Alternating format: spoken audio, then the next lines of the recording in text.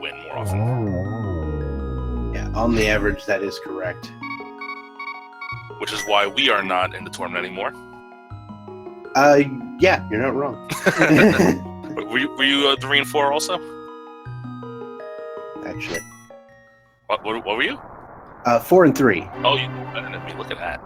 Yeah, I was one off getting in, but I had no chance of getting in after week 4 or so. So let's get started. Wow! Power glove from the first go. That's actually a pretty big deal, and both players actually going for it, and they're gonna sit here and farm it until they get that bomb drop. Oh, and dataworld getting it on the second try. Yes, dataworld's gonna have that bomb right away. Unfit swinging first seconds to get that bomb, so he's starting with about a 10-second disadvantage just because trying to farm that one guaranteed bomb. It's a 50-50 chance every time. In before Uncle has bombs. Oh, you're evil, aren't you? Oh no!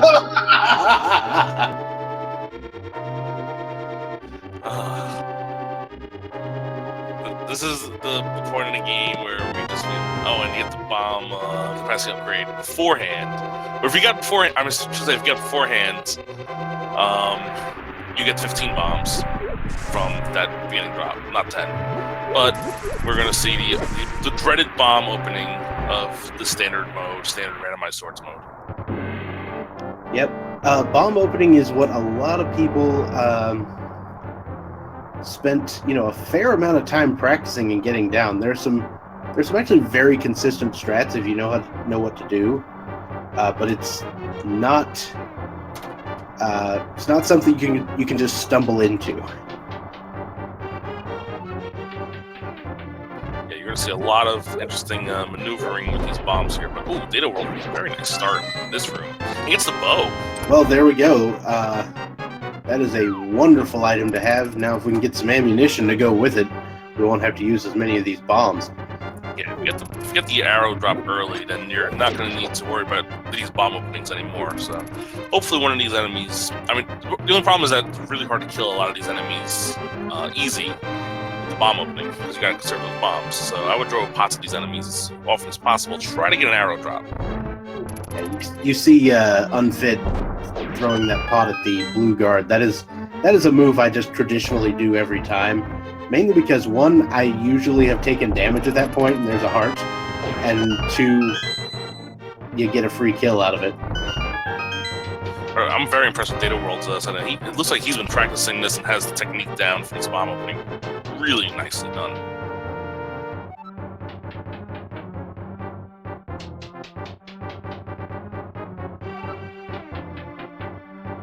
Unfit also with a very well thought out strat. We are now going to do the whole pot strats, because why waste your bombs? Yeah, so just trying to get these guards out of the way. A map from Zelda's chest, that's not exactly what we were looking for. Look, sometimes you got to be humane to your prisoners and you leave them a burrito so that they can eat. That burrito's been there so long, it's probably all dried up by now.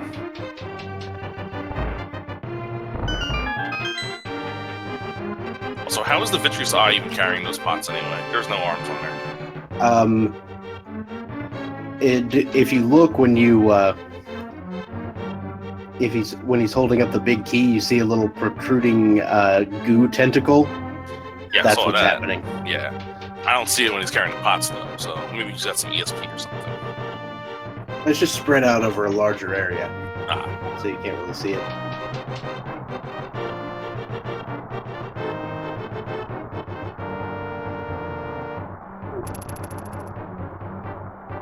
The eyeball sprite is pretty fun.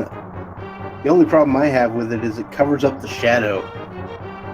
Makes it almost impossible for me to bomb jump. Yeah. A lot of players like to use various shadows to set up the various bomb jumps throughout this game. So not having a shadow means you have to do other means to get those bomb jumps done. Right. Now, I originally did sword lineup for a lot of them, but once I started playing with a bunch of different sprites, I was like, okay, let's use shadow. That way it's more consistent across different sprites. Anyway, so now we're heading to the back. We'll see a chest here in the dark cross room.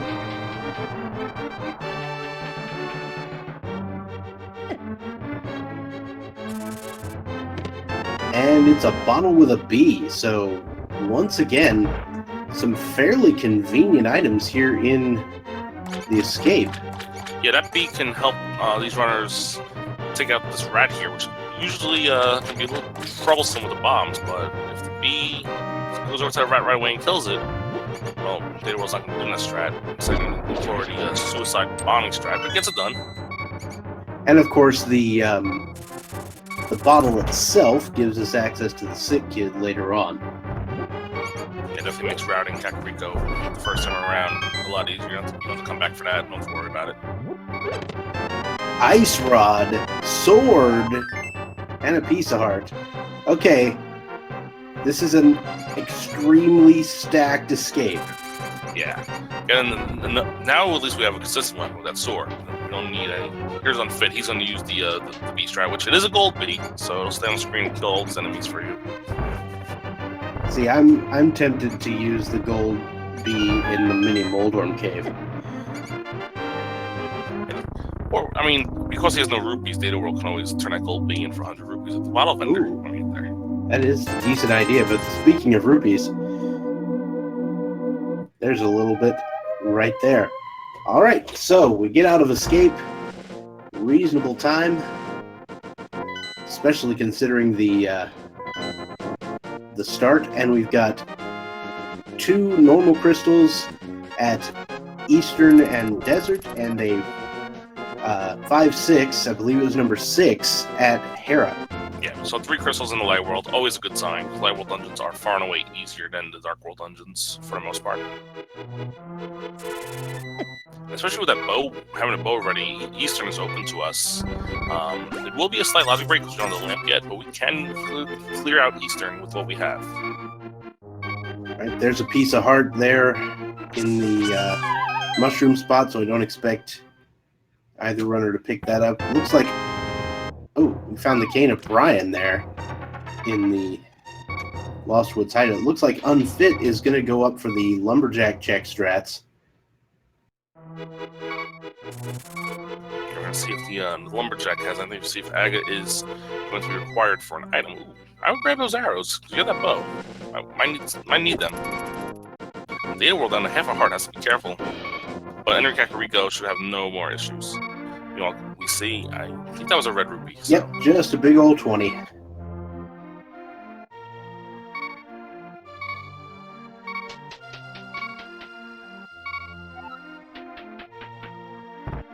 And someone in chat pointing out something that's really interesting, that we've found 4 of the 7 potential items that Uncle could give us this early in a race. So if you're just tuning into this race and you're wondering what the Uncle item is, it's a very logical question because it's not easy to tell, but it was in fact a bomb opening.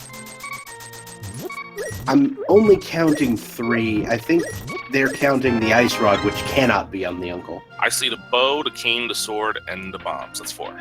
Oh yeah, bombs. I'm a dumb. It wasn't on the tracker, so I didn't count. Bombs are on tracker. Not on tracker, not and an it's actual the item. one they got.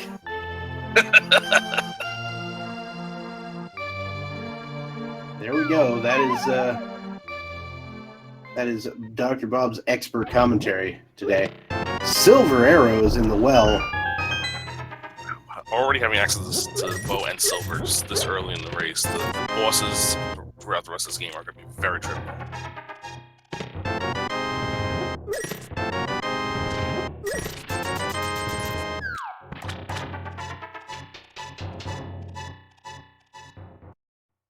So bow and silvers, I mean, we're just going to destroy everything at this point. I'm not mad about that purchase. You needed bombs, you're down to 1. Yeah. It's pretty useful for this early on in the game. The South Shore is coming up, you'll still need them.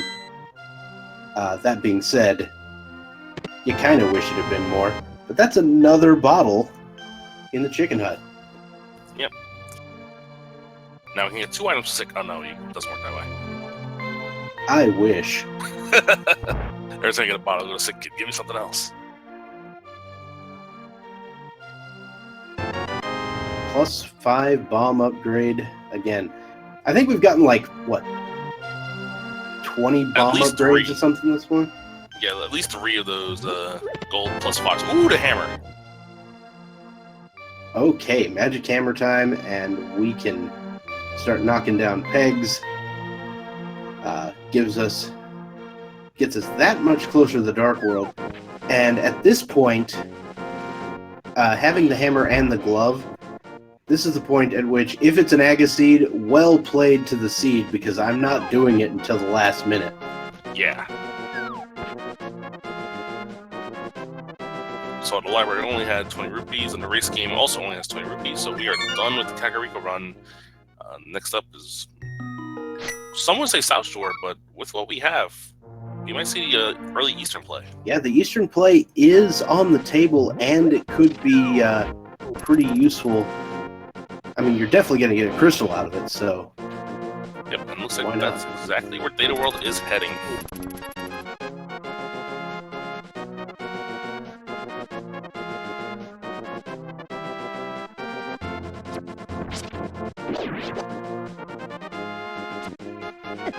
And also, if you're just joining us wondering why Data World has such a big lead on Unfit at this point.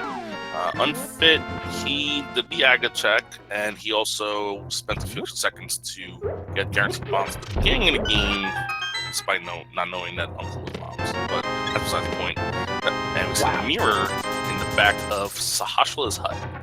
Alright, so mirror there. If only I had the Moon Pearl at this point, I would go to Pod. Oh, yeah.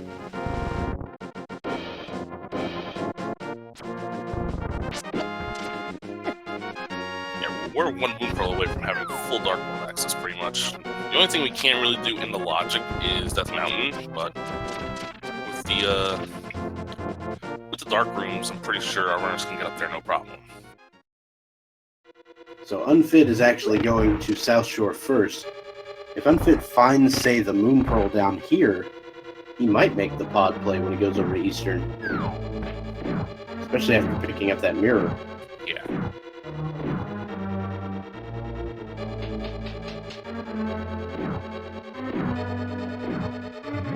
We have a mushroom in the dam.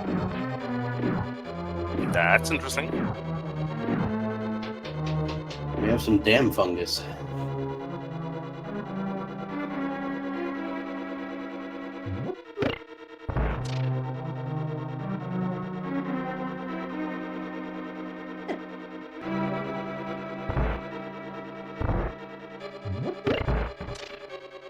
And some soggy bombs when you drain the water in the dam. And see just the heart container in the second chest here. Eastern, the first one having the big key.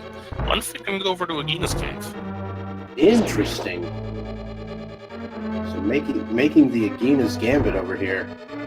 That is an interesting play. It's Sphere 1 location, and a lot of people like to skip it, so it can be a good advantage if you check it early. Generally, if it's something that's usually trolly, it'll pay off. But it's like, if it's like the Moon Pearl, Data World's going to come here eventually, so it's not going to be a huge deal. But if it's something like Fire Rod, this could pay off.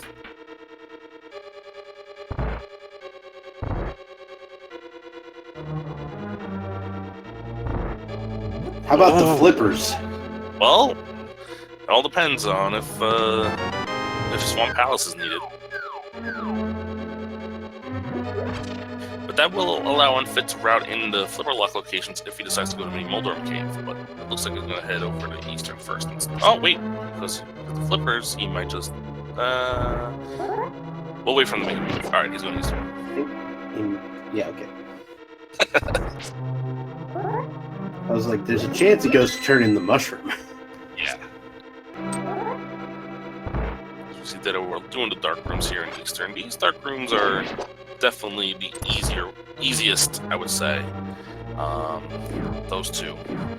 There is one more here that can be a little difficult without lamp or fire rod, but I'm pretty sure we'll be able to get through it without much of a problem.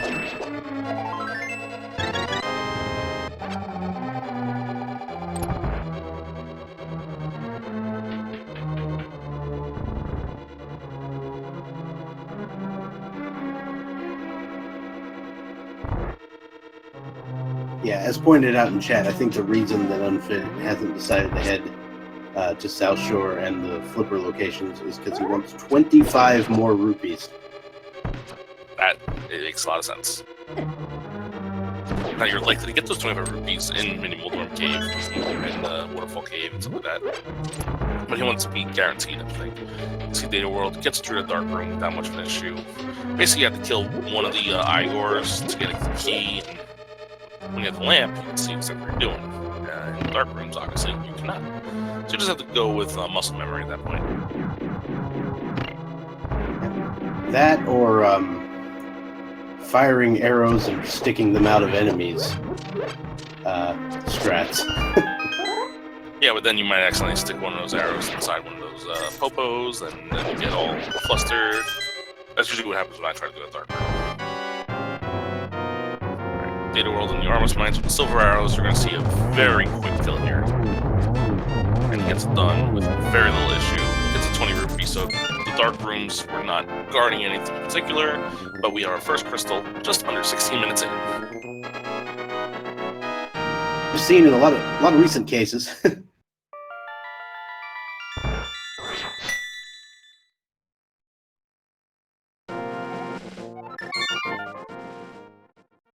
All right, Data World going to get away from Eastern. We'll go ahead and I imagine he'll be doing the South Shore check now. Yeah, that's pretty much all we can do in the logic at this moment.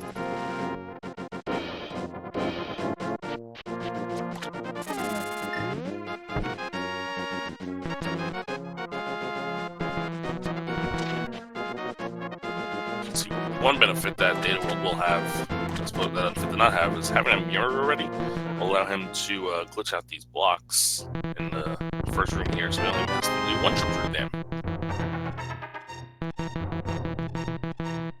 As Data World playing as the song of his people. Yeah. Gracing us with that lovely sound.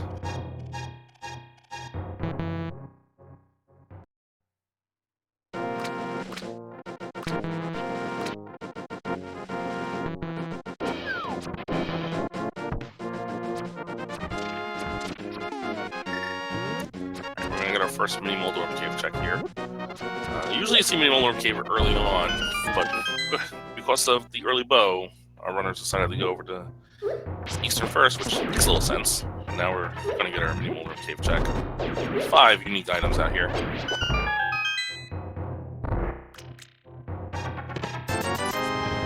There's that moon pearl. Yep, so that'll give us our Dark World access. And our Magic Cape as well. Interesting. Yeah, Magic Cape is a good invincibility tool to have, but it also unlocks one item for you, the Bumper Cave location in the Dark World. Very true. So, the Moon Pearl also gives Data World the opportunity to fake Flipper and get the Waterfall Cave, which is very useful for the purposes of, you know, checking stuff, but it could cause him to sort of skip around the flippers in case he needs them. We don't know if the flipper's going to be required yet. Once it's the Dark World, we'll know for sure if they're going to be 100% required, logically required, or maybe not required at all. And even then, they, you know, might find a fire rod in one of those dungeons. So Data World actually electing not to fake Flipper.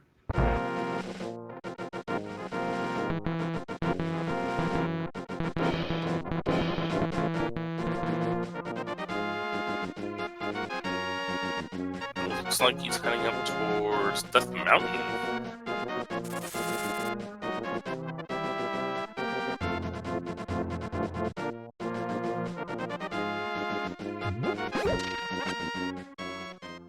Unfit also with a very clean Armos fight. Gets his first crystal 19 minutes in.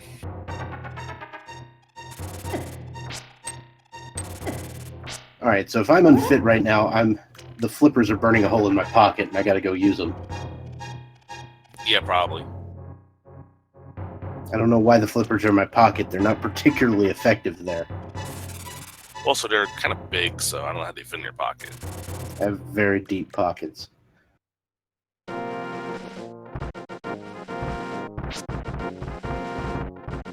Ooh, old man with the Kina Samaria. Speaking of Uncle Items. So we now know that that Kina Samaria is logically behind the lamp.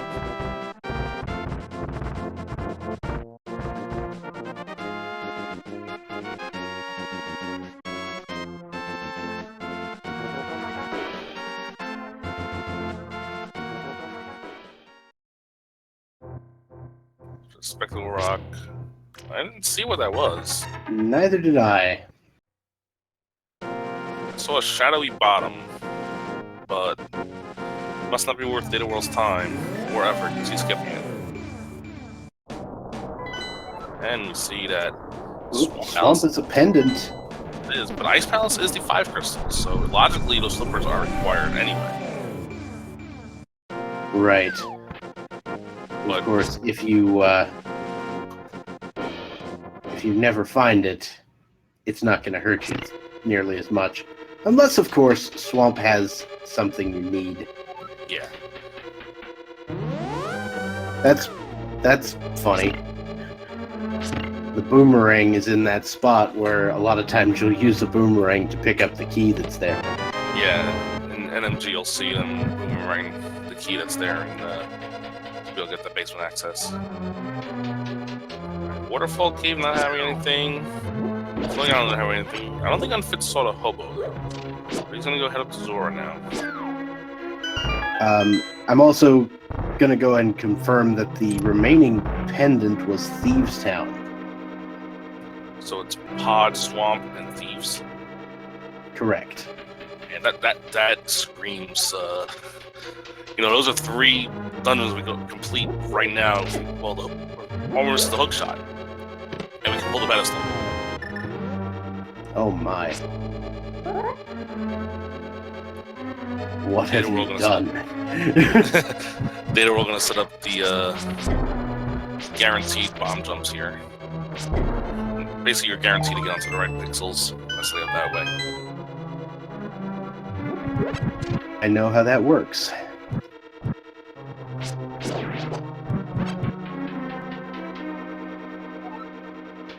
I recently learned the spin setup where you sort of charge your spin, act like you're going to fall in, and then pull away and release the sword. And as soon as you spin, let go, and you're on the right pixel.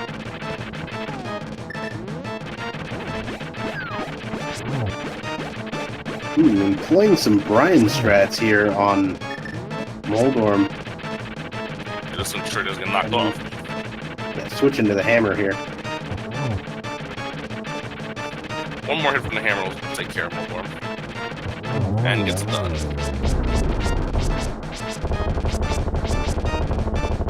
Yeah, the Brian strats or the burner strats, not the worst idea.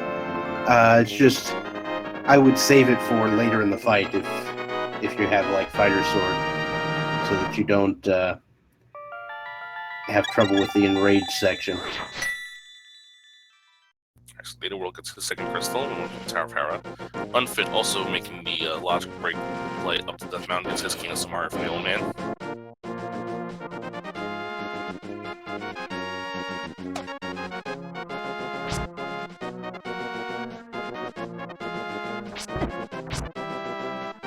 Ooh, did you see that?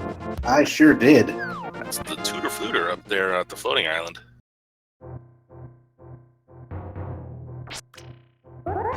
Which means that the lamp is absolutely available somewhere without getting up to Death Mountain. Yes. But when Flute's on Death Mountain, you know that the lamp is somewhere not on Death Mountain. And so, the lamp's not going to be in Mire area, the lamp's not going to be...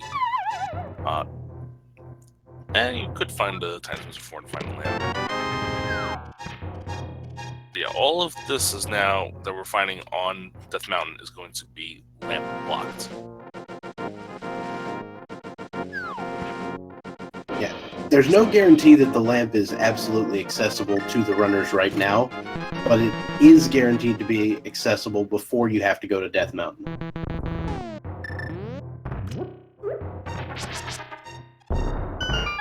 Yeah, because these runners are put off the Dark World access, which they do have at this point. Sometimes you're going to find a lamp somewhere early in Village of Outcasts.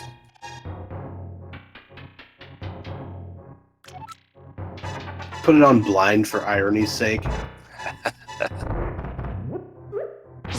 What's he need a lamp for?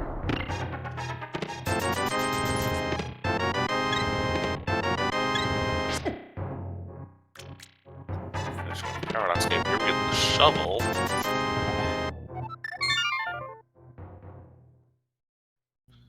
So the shovel also lamp blocked.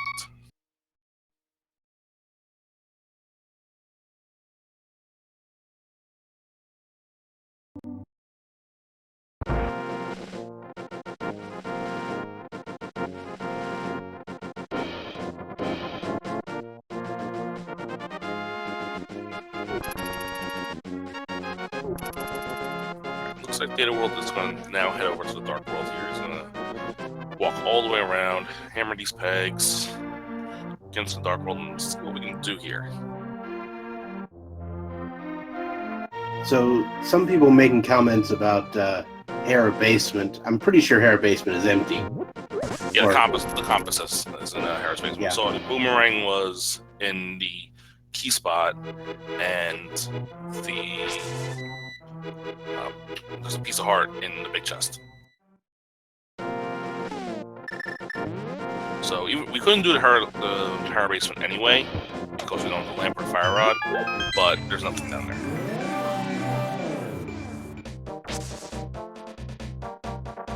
Alright, so Dataworld is going to go to Skullwoods first, which is a reasonable play considering it's a crystal. Now, we don't have the necessary implements to be able to beat Skullwoods at the moment, but we can at least reach the big key chest pretty easily, as well as some of these other chests up front.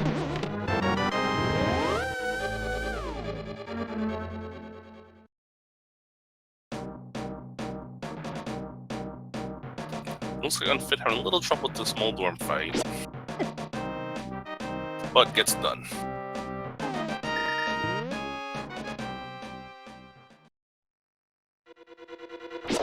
Canis Mario makes this from the data world's going through right now much easier.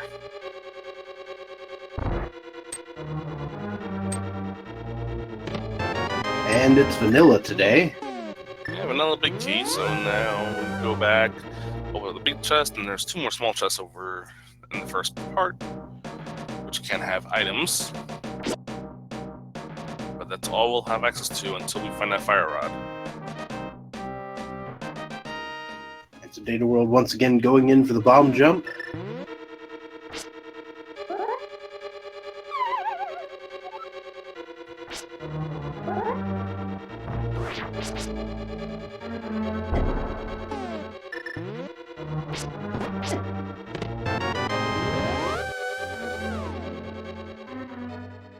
And after all that, still gotta fall in the left hole. Now I think at this point, we're guaranteed to find a small key in one of these two chests. So we won't have to go to the pinball room. And there's the hook shot! Well, now we can do all the pendant dungeons. Yep.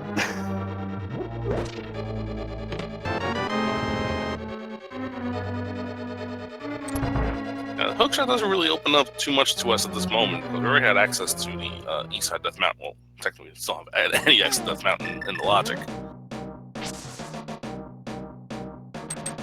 But yeah, this item, the item density we see here, it's screaming that there's something might be on the glorious pedestal in this run. It could be the fire rod. It could be any of the medallions. It could be some of the boots if it's required. It could even be the Titan's mitts.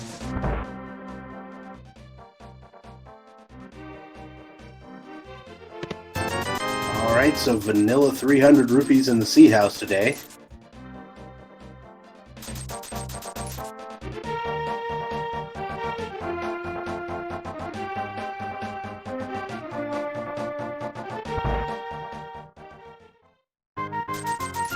chest game we'll have. And our four bottles already a half hour in. Well, there you go. Alright, so Data World is about to dip Blue Pendant Thieves Town.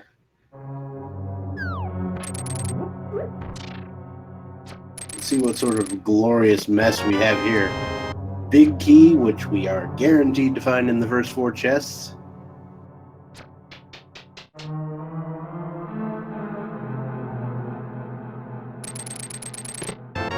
Small key. Thieves Town having 4 items, even if it's a pendant, it's always a nice play to make because it's not too difficult to run in here and clear this dungeon. With just the green mail, it's a little tough. Meanwhile, over on Fit's side, we're seeing something new. We are seeing Hype Cave. Yep. Doing the Hype Cave, and we might go over to Pod here in a second. There's your fire rod. Uh-oh. And thieves. And there's the lamp. There's your lamp in Hype Cave. Okay, so fire sources all around today.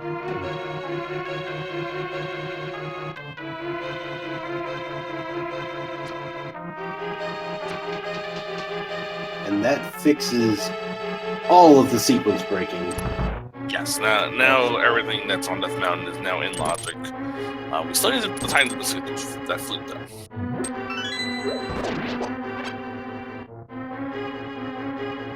Looks like Fit is going for Stumpsman. And south of Grove, along with potentially Digging Game. Oh, we're gonna get this dig spot here. Or how about, Digging Place. Get this out of the way now while we're here. Ooh, Data World gotta be careful on the 1 heart. And this is not an area of the game you want to take a death before opening this chest upstairs. It's so far out of the way. They don't call it the Hellway for nothing, folks.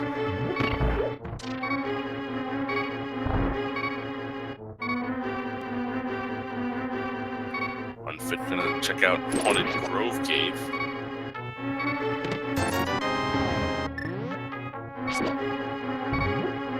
There's rupees in there. Data World trying to be careful. These lizards hit pretty hard, and well, anything hits hard when you only have 1 health.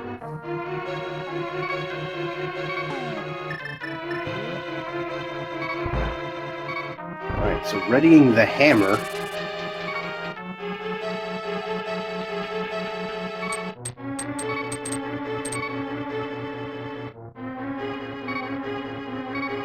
Pretty safe through that room on the way out. Dodging everything, that's pretty skillful. We're getting the Digging Game over on Unfit's screen.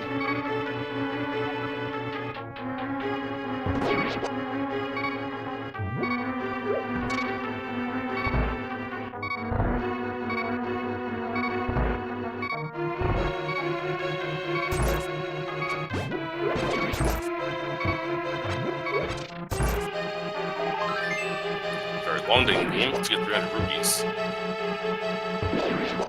Looked like he was trying to make some kind of design, but I'm not getting it, unfortunately.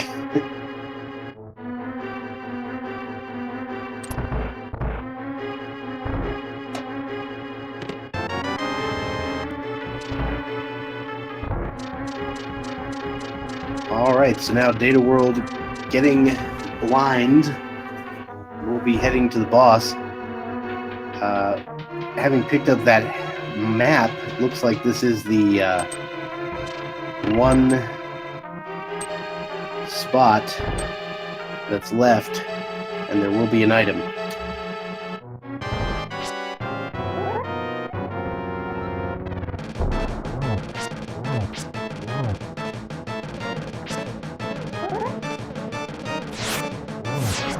Knowing the patterns of blind the first time you fight them, it's scripted each time the first time. Ooh, almost bites it on the last hit, but pulls it off and gets a red boomerang for his troubles. So just a fire rod in Pendant Thieves Town, but that's heavily required for 2 dungeons, so definitely worth it. Now, both runners do have access to that ice rod early on, so that makes the later checks that much better. Once we find that Titan's Mitt, we'll be in really good shape. Yeah, Titan's Mitts will help a lot. Interestingly enough, Unfit checking the hobo now. Yeah, he put it off earlier when he checked this area, but now he's gonna go check it out and get this. And it's the Titan's Mitts! Oh man. So Data World still haven't gotten that the flippers yet. Flippers heavily required. Now you could fake flipper over to hobo, but that's a spot that is very, very far out of the way.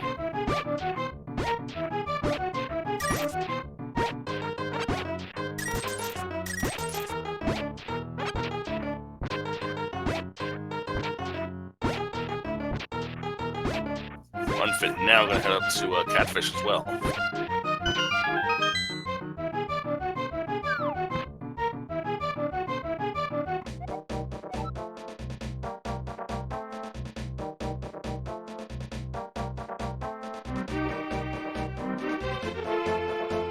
Alright, so Unfit is going to go ahead and turn in the mushroom here.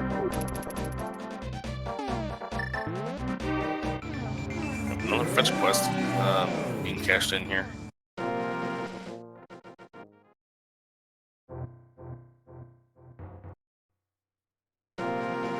Half magic. That's worth it. I will take that. Yes. The one downside is what we could have done was fake powder beforehand at the magic bat with what we had, but now he's not going to have the opportunity to do that. I might have saved it until after I got the flute up on Death Mountain, and then did that later. Let's see what Catfish has. Out of the way location's paying off so far for Unfit. Let's see if this one pays off as well.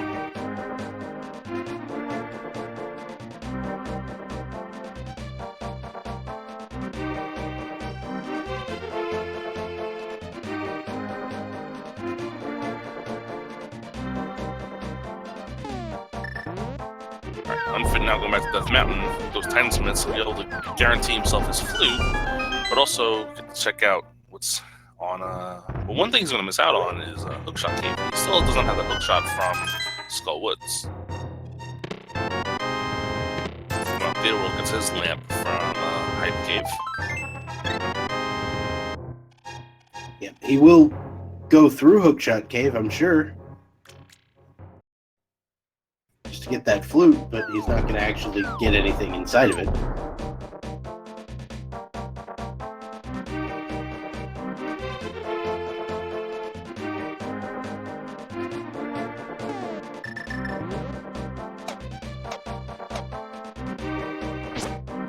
Looks like Data World is heading over to Pod.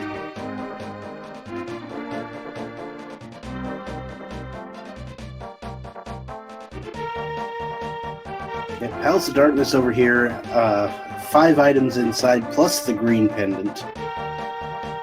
Still a pendant dungeon, so maybe you don't want to dip it that bad, but considering the fact that Data World has already cleared 1 pendant dungeon, perhaps he's all in at this point.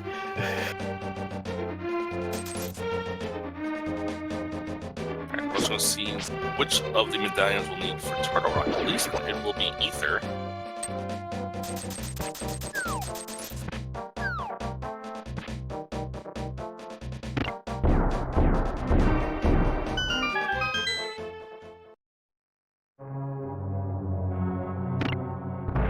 So over on Data World's side, this really does look like the Agena troll is claiming a victim. Good old Sphere 1. Yep. Flippers in the Agena's Cave, leading to Titan's Mitts at Hobo. Not sending Data World in the correct logical way, it looks like.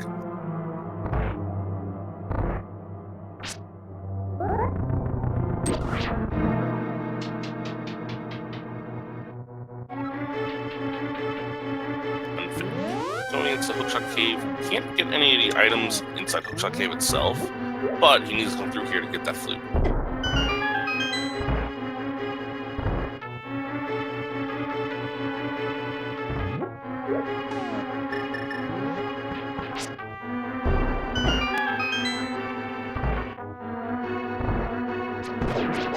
So I wonder if after picking up this flute, he heads back over to do Spike Cave. It's definitely something that's within logic at this point. It looks like he is, because he's heading back to the Dark World. There's really nothing else he can do up here except do Spike Cave, so he's floating on over there. That's 2 keys on the right side for Data World, as you might expect.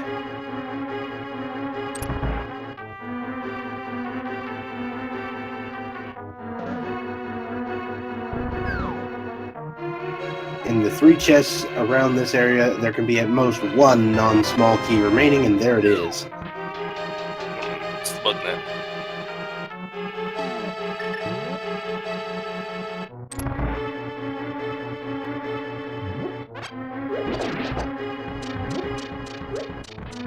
This was a Bowlock pod, but with Bow being an escape, it's kind of irrelevant.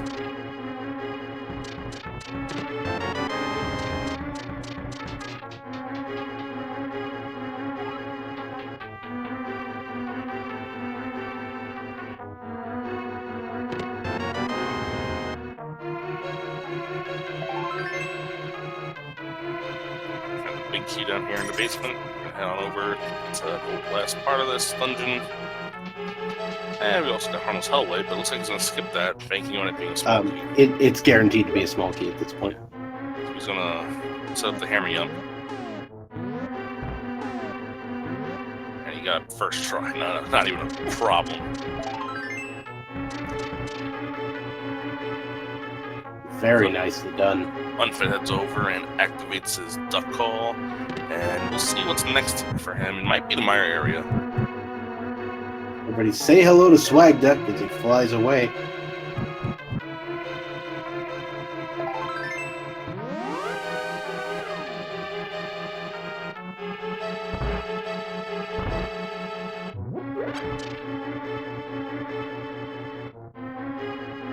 So Data World did the hammer yump. One, to save a little bit of time, but also to save a key, so he doesn't have to go pick up any of the remaining keys in the chest. And there's 3 of them. Yeah, the one in the basement, the relatively big key chest, and there's also the compass still at large. But he must have counted all the items.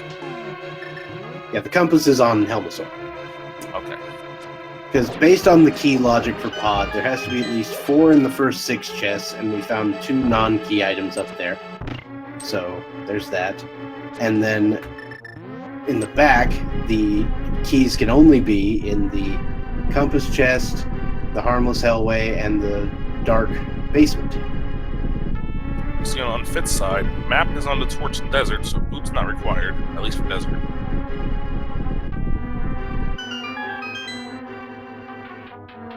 So I am a fan of the way that Data World routed this. Spend as little time as possible inside a dungeon, while still full clearing it.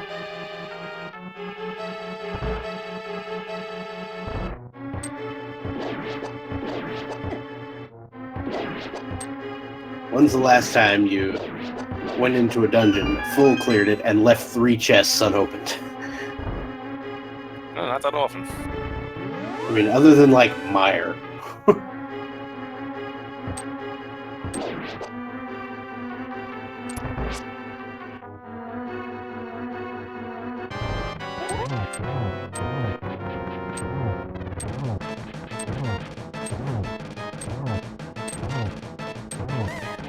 Ooh, there's ether in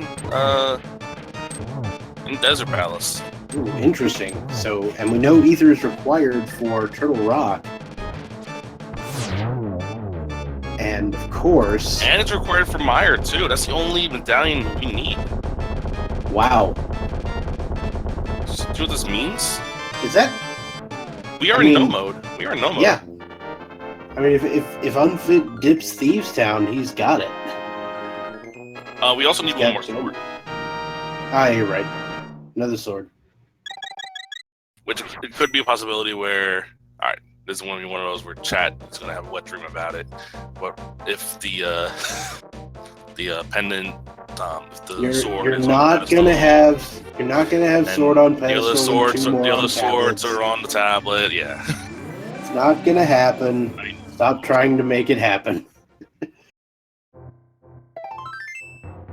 green pendant just a piece of heart. I'm just managing your expectations right now. Yeah, so all Unfit has to do is to dip in the Thieves Town, get that fire rod, then have that be a sign to tell him to go to Skull Woods. He'll get the hook shot and he'll be in go mode.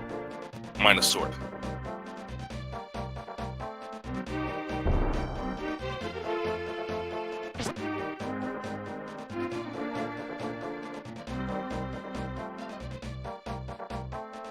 Let's be fair, I expect Unfit to clear Meyer while he's here. Definitely a possibility. I mean, full clear it and... Oh wait, no, he doesn't have hook shot. Oh, he has no hook shot, no boots, so he can't get into Meyer yet. Yeah. Right. I had him mixed up in my head. Yeah, just because we're in no mode doesn't mean both runners have everything already.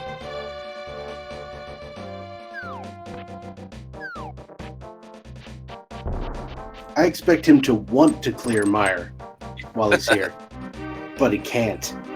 The good news is that if he routes this a certain way, he could go mode Meyer and go mode Shadow Rock and go mode Ice Palace. So that's a really good feeling.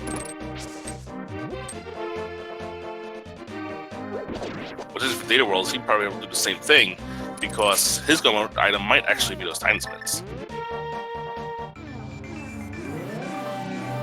Though not likely because I think you're going to need the Timesmiths to get into Desert to get that ether. Data World also forgoing the fake powder play. Yep, so he'll get his half magic.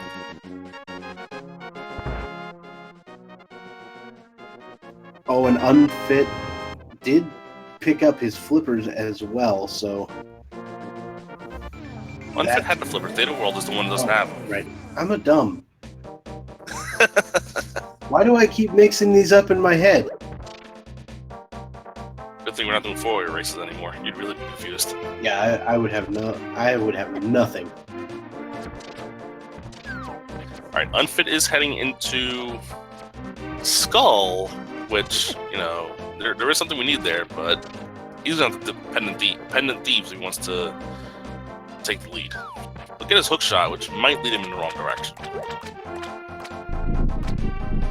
Yeah, we'll see.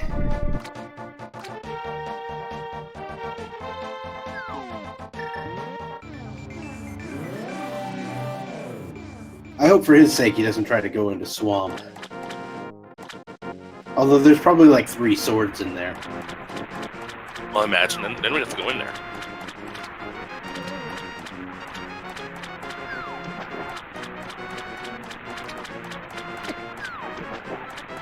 If he gets his hook shot. Oh, no, not this chest. Next chest is the hook shot. That was definitely the hook shot. This one's small key. Okay. So, doing what it was, I did a race this morning and the hook shot was in the small key chest here in my race. Nice. So the big chest has the other item. It's 10 arrows, I believe. Yeah, 10 arrows. So actually, I think a logical play sequence that Unfit may actually do is head to Village of Outcasts, go into Thieves Town, open the first 4, and by that I mean open the first 3 because he'll find the fire rod and get out. Well, he might keep opening chests looking for the sword or possible boots. We still might need those boots. There is a 95.6% chance we need them, but we don't need them. But, you know, 4.4% chance we do.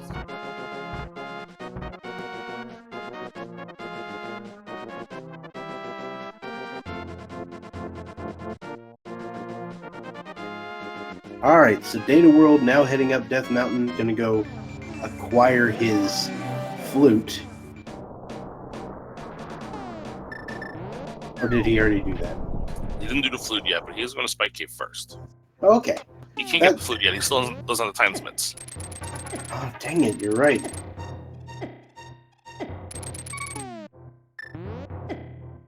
It's gonna stop.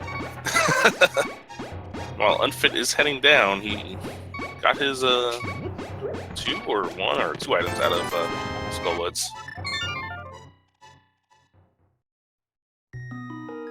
All right. So here we go. Unfit checking Bumper Cave. 10 arrows there. Do you think we'll see a graveyard ledge check?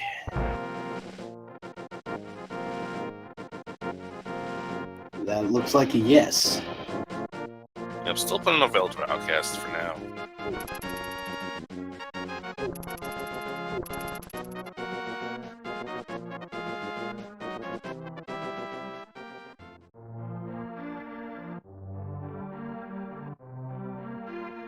Dataworld's still not heading in the right direction to get the 2 items he needs, the flippers and times mitts.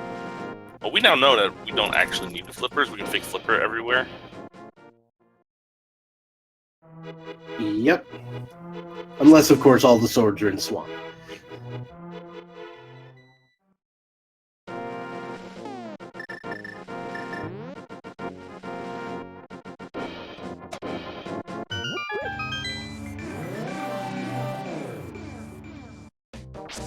Unfit is taking a hook shot and going right into Mire. Yep. Dataworld's going to go ahead and finish out Skull Woods, although there's no items up here for him.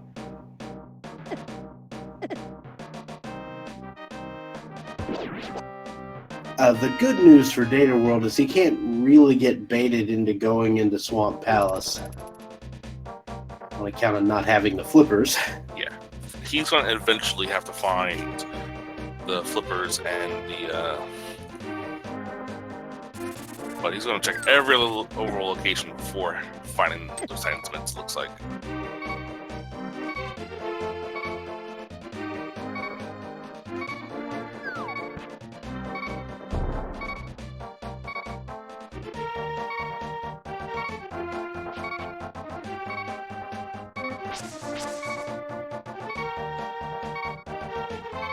It's a very long way around without having times mitts.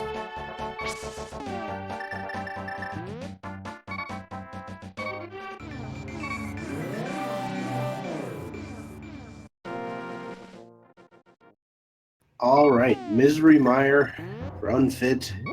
We'll see what the chests in here have to offer.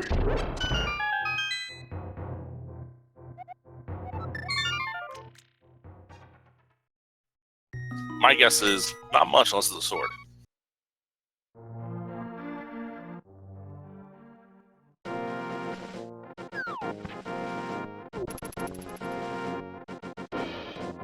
Starting off with a compass.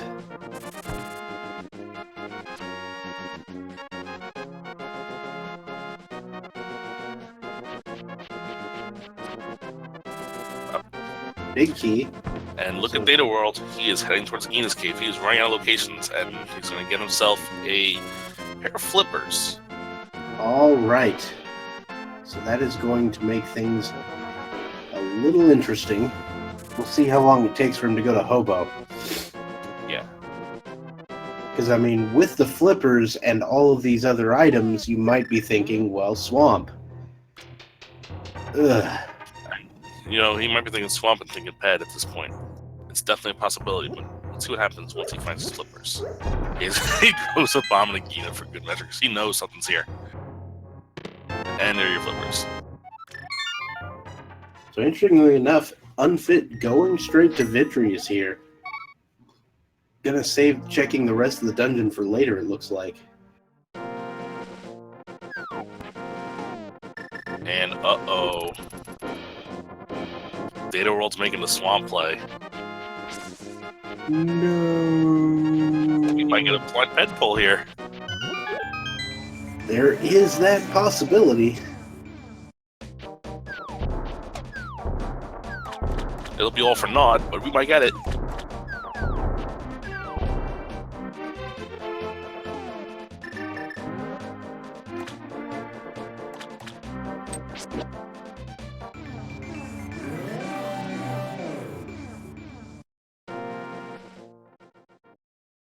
Vitrus will kill himself here.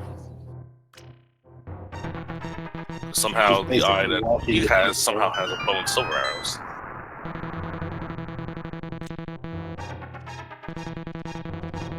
And looks like just a small key on Vitreous, so no real gain from heading down there first, but we'll see if Unfit goes back in or if he pieces out and heads elsewhere. I think he'll probably go back in.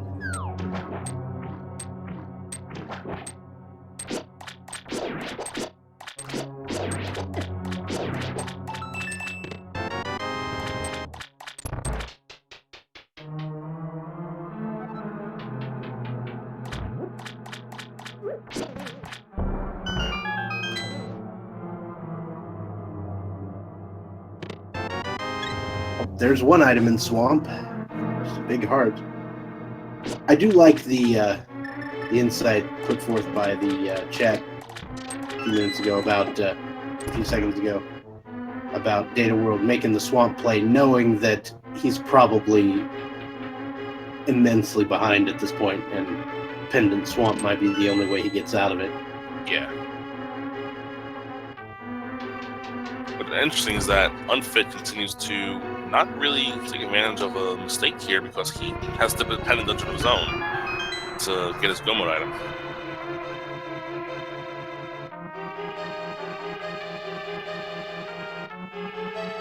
Luckily, he can't possibly dip Ice Palace, and it's very hard to traverse much Eternal Rock without that Fire Rod. Yep. Well, unless he finds, Bombos in here or Yeah, something. finding bombs would be the worst thing in the world.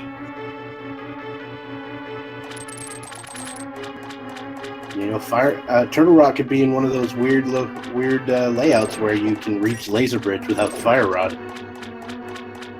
Oh no, it's the book.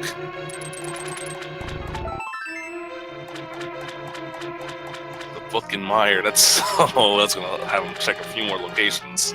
He can't get access to them yet, but he can check them.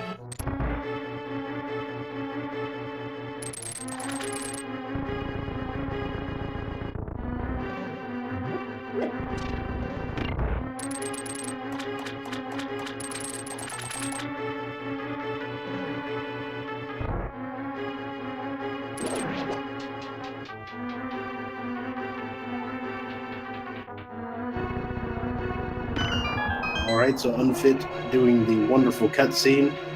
Simultaneous cutscenes really here, although the Swamp one a little shorter.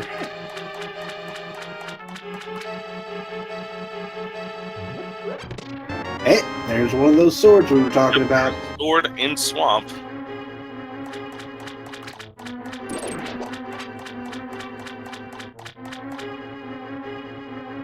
And a burrito in Meyer. And it's the last item going to be in the... Oh, there's 2 swords in Swamp! 2 swords in Swamp! Oh my. Maybe Swamp's more required than we thought.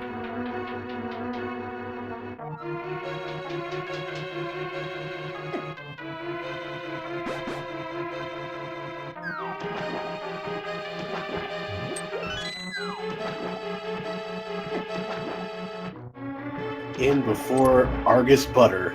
Oh no. That would make Swamp Palace 100% required, and that's not going to help Unfit at all. Or like Pedestal Butter. Yeah. Oh, they don't gotta be careful down to half a heart. I think he's got a fairy. Yeah, the one of the bottles we saw earlier had a fairy. Last item in Meyer is a piece of heart.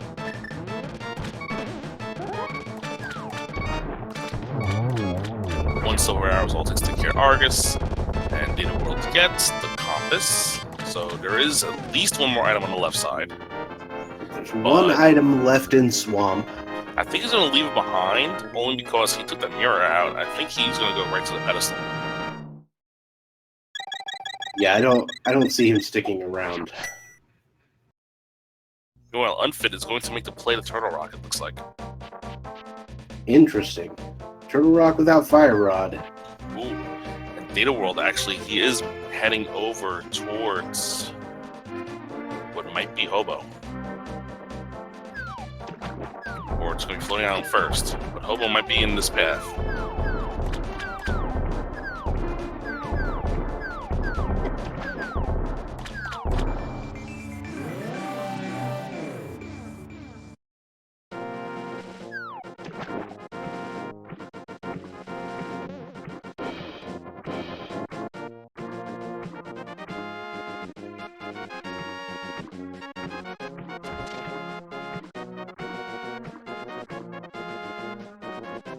So for Data World to get into go mode, all he needs is to go into, go up to Death Mountain and get the flute, and then go into Desert. Yeah, Desert has the ether, which he needs for both Mire and Turtle Rock.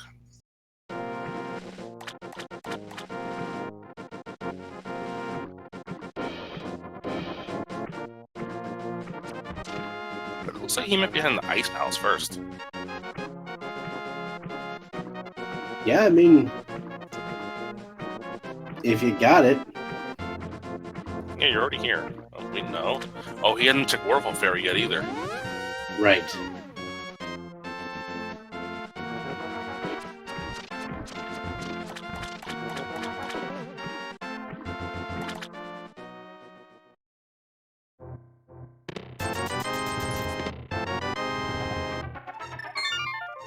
Unfit going to Hookshot Cave. This is also now available to him. He wasn't able to check it the first time.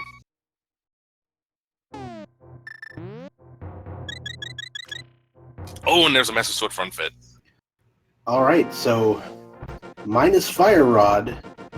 That's so once Unfit gets a Fire Rod, he will consider himself in go mode. Yeah, the only bad part is he's definitely gonna head into Turtle Rock at this point, and Fire Rod's not there. Fire Rod's an independent dungeon that Data World has.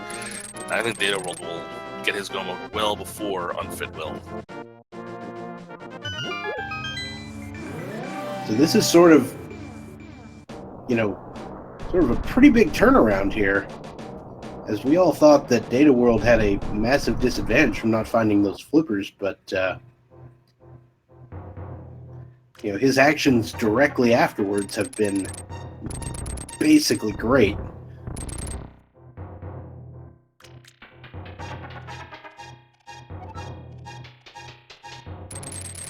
I don't know if it's completely turned around, but it is a much closer race now.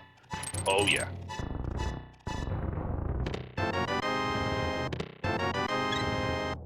So we're probably not going to find anything in Turtle Rock at this point. And there's going to be a double dip Turtle Rock for Unfit. Data World's going to pick up Butter. Yep. It's a small key in the first chest. We're guaranteed to continue diving deep into this dungeon. And let's be fair, we're probably going to see Master Sword Ganon versus Butter Sword Ganon. Oh, yeah. I mean, they both have silver, so it's not going to be like a huge mess for the last part, but the first two phases are going to be huge favor for Data World. Alright, if this is not a small key, we are done in here.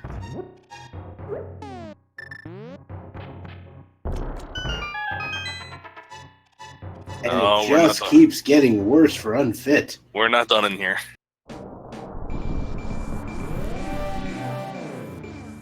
So the next thing we'd have to see to be able to move on is Vanilla Big Key.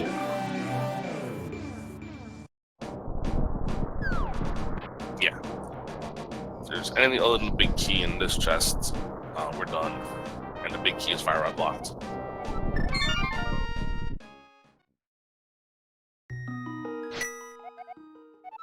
If it is the big key, though, we can continue all the way to the next chest.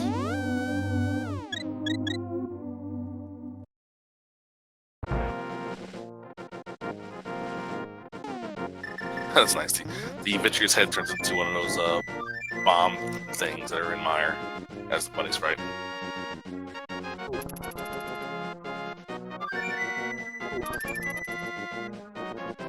And Data World now going to say hello to Professor Swag Duck over here, and that is going to do it for Unfit. Just a big 20 in the big key chest. Well, there is. Can go to Mimic Cave. Yeah, Mimic Cave is about all we can do left.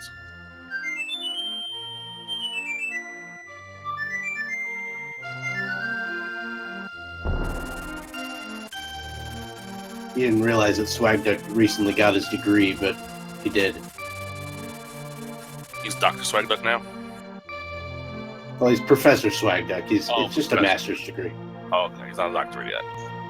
Maybe my next tournament will be a doctor. Like you.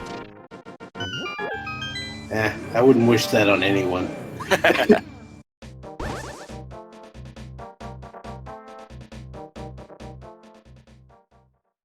Oh Oof. no, yeah. If I was unfit, I would probably not. Oh, he has fairy. We're fine. Never mind. It's kind of a pain to have wasted that fairy, though. Yeah. Data World will go and complete Skull at this point.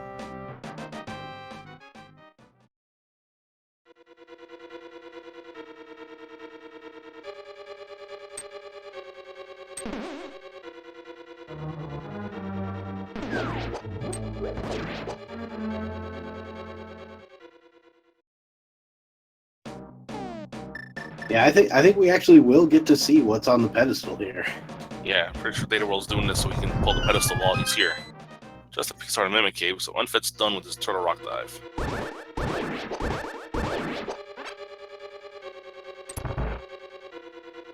Alright, so let's see where Unfit heads next. He heads straight to Thieves. We are good to we have a race. And it looks like he might Did flute to 3. Luckily, he can't get baited into Ice Palace. Yeah, no Fire Rod, no Bombo, so Ice Palace off the table. He already been through Swamp. Sorry, not Swamp. Well, he could do Swamp at this point, but I guess he'd rather do Thieves, which makes a lot of sense, and will pay off for him. Alright, so he's about to hit go mode.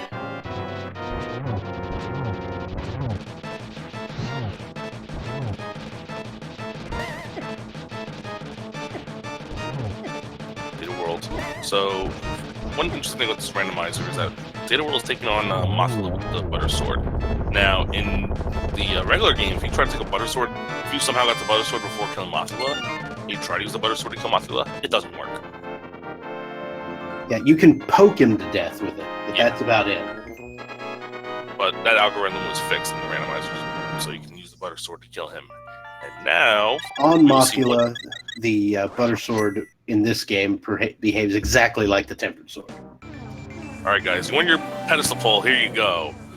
Blind pet pull for Data World. Unless it's the boots, it's not gonna be worth of anything. But you guys wanted it, you guys got it.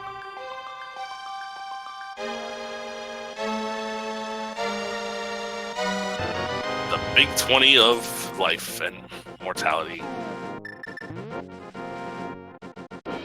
Alright, well that takes care of that mess. Data World, I imagine this will be a flute to 6. Nope, 8. Looks like we're doing ice. Oh, Ice Palace before doing Mire or Desert. That's gonna Seems ill-advised, but that's gonna let Unfit catch right up.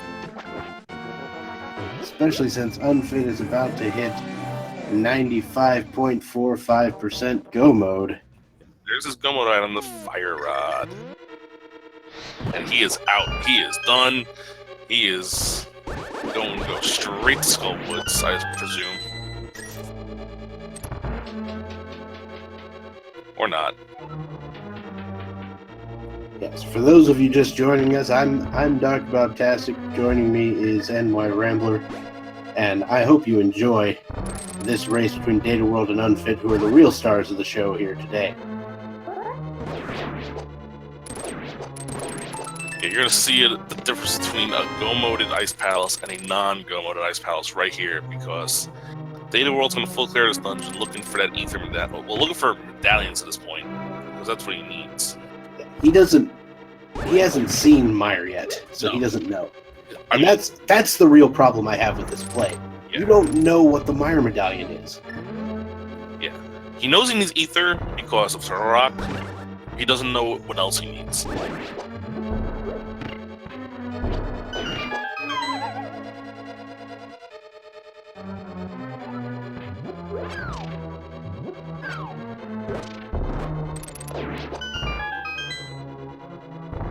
I mean, I don't think going into ice looking for your medallions is bad, but I would just really want that knowledge. Yeah. Usually when I'm playing, if I get that flute, the first thing I do is go to my area. That does look like a solid bomb jump from Data World.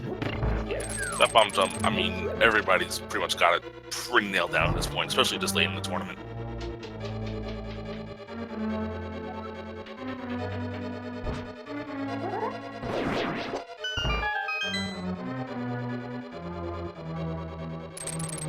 Ooh, very nice hook shot to skip through that big spike. And having the small key from the first chest allows him to go straight to the right side. I gotta learn that timing. The timing is pause menu, switch to Cane of Burn or Magic Cape, and walk right through. Oh, okay. Or just take a heart of damage and just, you know, one heart of damage. Just beef it. Yeah.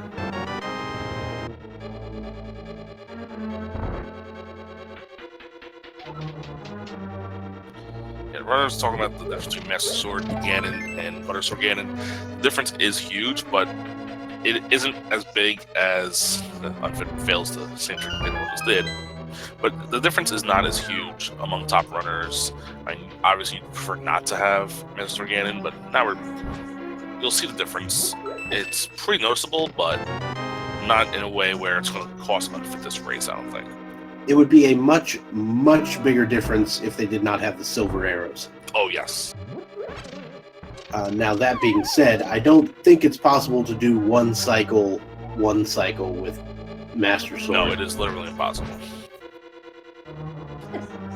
You need, like, even if you're lucky and get top right corner, that's the only way you're getting a one cycle phase 2.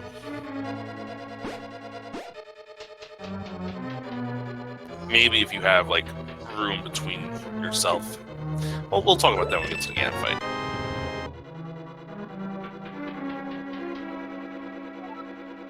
Alright, and as we can see, Unfit already on Cold Stare, while Data World is still clearing out some chests here. Though not that far out of the way. Oh, no. Oh, boy. I think he's still got one fairy. Did we find 2 fairies? Yeah, we did.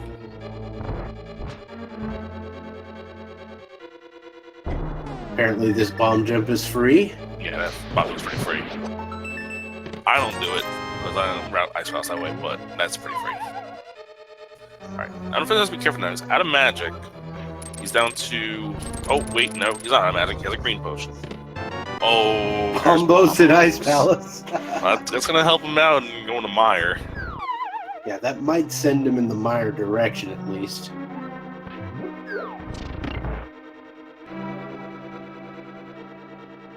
I mean, I think his very existence at this point sends him in the Mire direction. But... yeah. Unfit does manage to get out of that Cold Stare fight next to that green potion. He is now out of ice. That is crystal number 5. And now he's going to be heading back over to Swamp Palace. Not Swamp Palace, sorry. Skull Woods. Yeah. That is always a little confusing, seeing SW thinking, oh, no, Skull Woods. Yeah. Woo! Yeah, Butter Sword makes that fight a lot easier.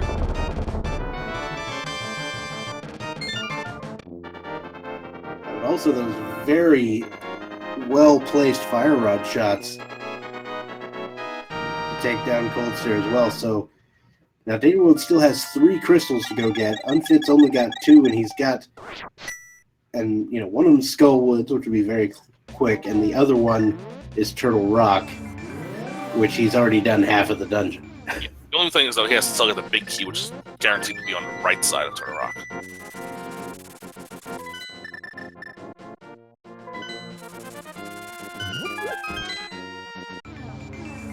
Alright, so we did see Data World actually set up the spooky glitch there.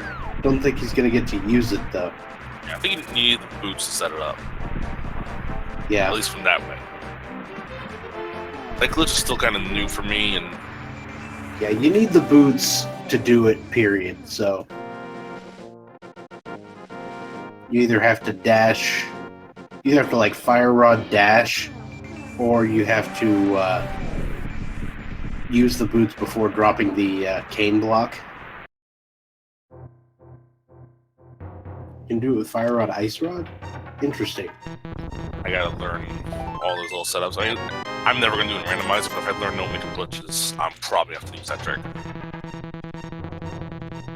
because pretty much every top runner in NMG now uses it. Dataworld's going to make a heads-up play, and he's going to head into the desert before heading into Checkerboard Cave, which is going to pay off for him. He'll get his Go Mode Ether Medallion. Let's be fair, that actually seems a little easier than using the Boots Dust. Because the Ice Rod sparkles are going to stay on screen longer. Oh, that's true, yeah. You're talking about making things sparkle on screen and stuff.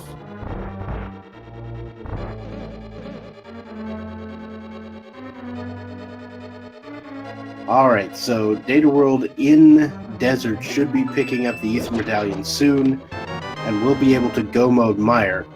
And luckily for him, Meyer is in a very easily Go Modable configuration. Alright, Unfit and a magic with a Fire Rod, but only one Sword Slash to go, and that's it.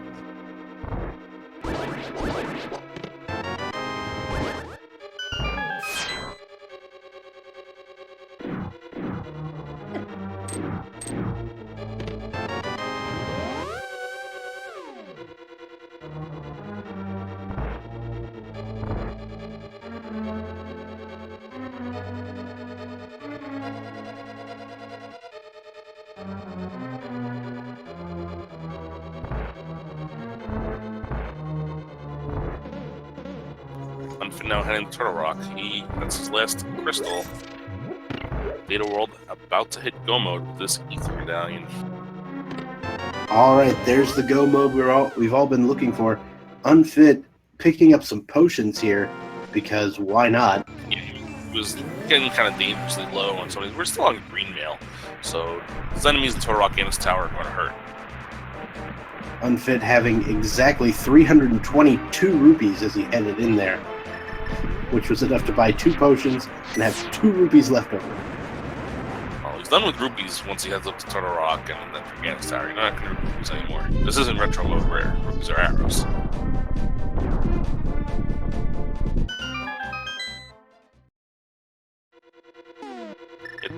Just on Dataworld's part, he did not go and kill Land Molas. I hope he realized that he has to. That it is a crystal.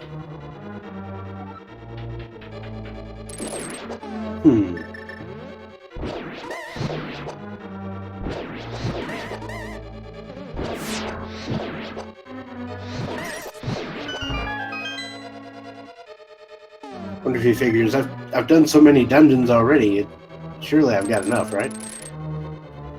Yeah. Can 3 pendants equal 1 crystal, huh? Exchange rate, huh? Nah, I guess not. Yeah, unfortunately the crystals have people inside them, and you can't really trade things for people.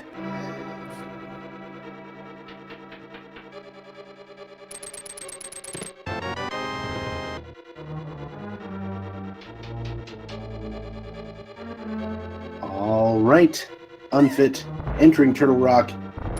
This will be a slightly abridged clear of Turtle Rock. And we'll head over to we'll head over to Trinex.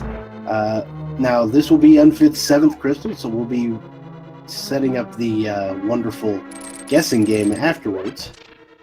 Yeah, once Trinex goes down, we'll be ready to play our little game here.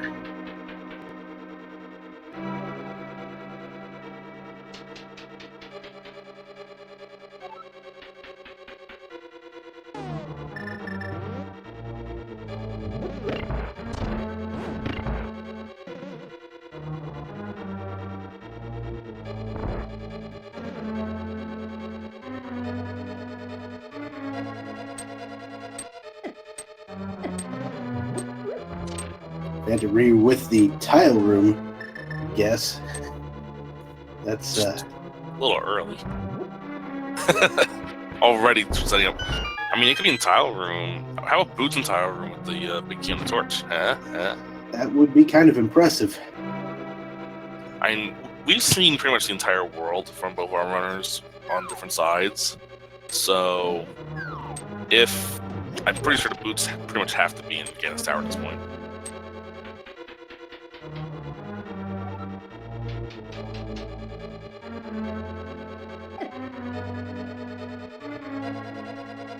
Yeah, they could be on, like, the blacksmiths and stuff. I don't think anybody checked that. No, we didn't check that. It could be left side swamp. Could be left side swamp. It could be blacksmith chain. I think we've checked pretty much everywhere else, and everywhere inside dungeons.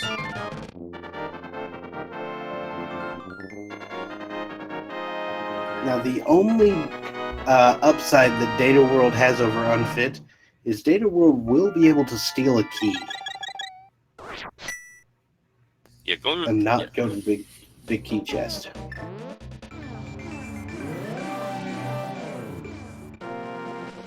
It looks like there wasn't a key in the big chest, so if Data World elects to skip that, it won't hurt him at all. Yeah. Since there's guaranteed to be a key in this next chest, Yeah. Data World will be in good shape. Guaranteed.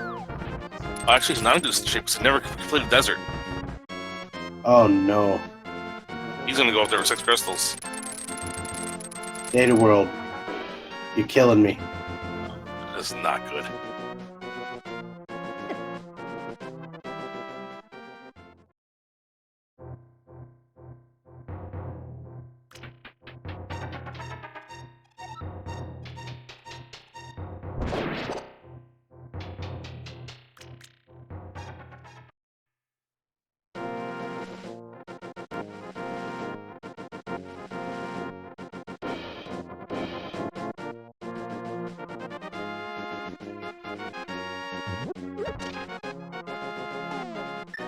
Yep. I did go ahead and check his menu to make sure right there. He does, in fact, only have 5 crystals right now. He definitely did not do desert. There you can see it clear as day. Big key in first chest on laser bridge, so Unfit's gone.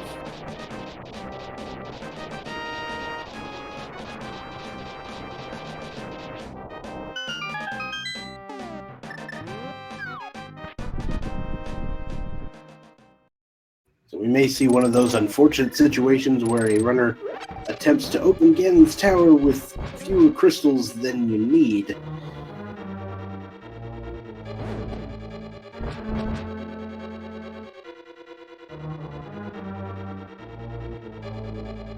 Alright, so Unfit coming up on the Trinex fight.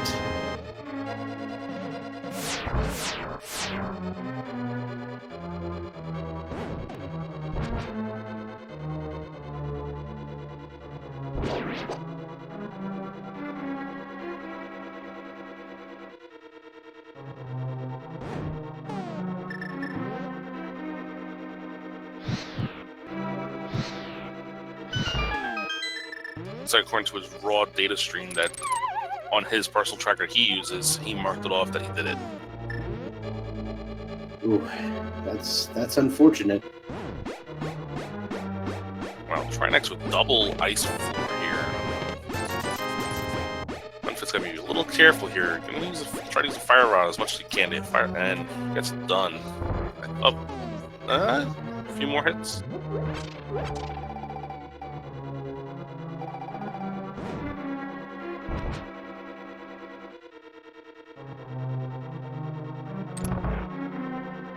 Alright, use the last bit of magic, but he's probably going to use a potion now anyway because he's down to 1 heart.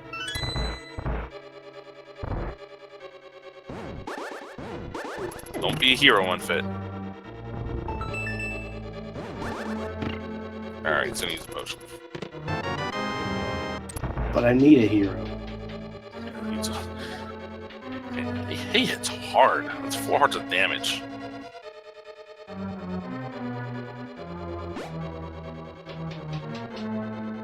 He's got to be strong. He's got to be fast. He's got to be fresh from the fight. So anyway, it's time to start everybody's favorite big key guessing game.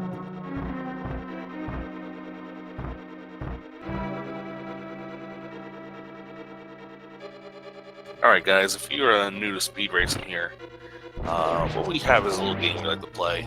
There are 22 chests in Ganon's tower that can contain the big key. Your job as the wonderful Twitch chat that you are is to try to guess which key will have the big chest, the big key. So if you're a subscriber to any of the Speed Gaming channels or have donated 250 bits or more, you are eligible for our leaderboard. And I ask you, Mr. Dr. Bobtastic, where do you think the big key will be today? I astonishingly was able to get in the first 14. I don't know how that happened. 14 is my traditional guess because it tends to be Bob's chest if you go left, or if you take the traditional 2 chests and then left side route. That being said, a lot of people have started going right when you get a key. Yeah, and a lot of people are praying for the torch, which will mean that you're not going to find the boots.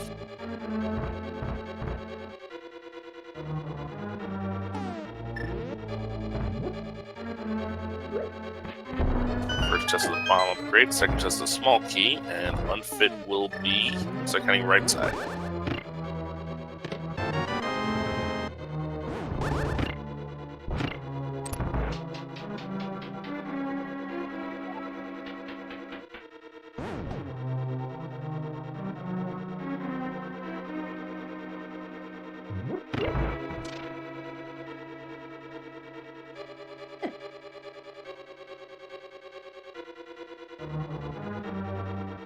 Unfit just barely makes it through that room. That room's tough when you know the boots. You gotta be very quick and very nimble with your movements.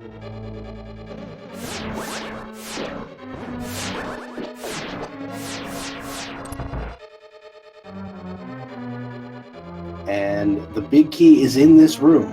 And Boots. the boots. So now if they are on the torch, we don't need to worry anymore. Uh-oh. We don't know which chest it was in. But the big key had to be in that room. Yeah, the big key was there. We don't know which chest it was in. But he's got the big key, he's got the boots, and he's going up. I think that was... We're going to say it was... chest number 5. So definitely saw small key and boots as 3 and 4. Right, it was either 5 or 6. We'll go with 5.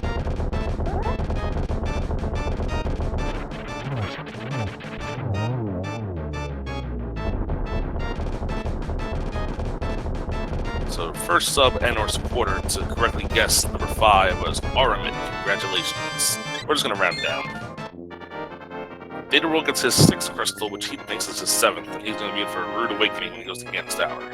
If it wasn't for if it wasn't for him not having the crystal from Desert yet, this would be a close race solely because of the sword difference.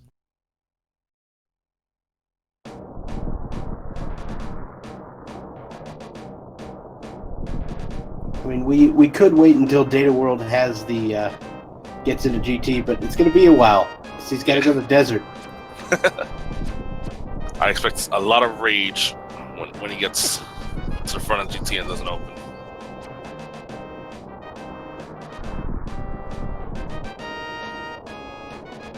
Yeah, there it is.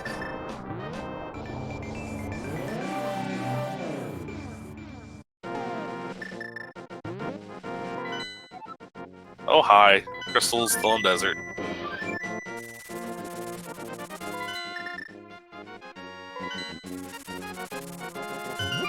Ripperoni. Boom, boom, boom, boom.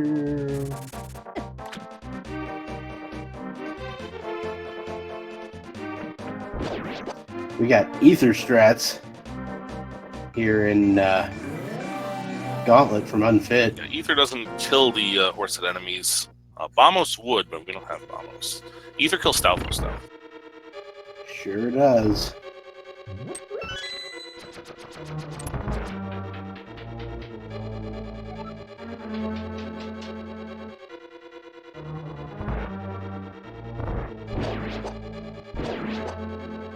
Also, I know what you're going for earlier, and please don't sue me, CBS.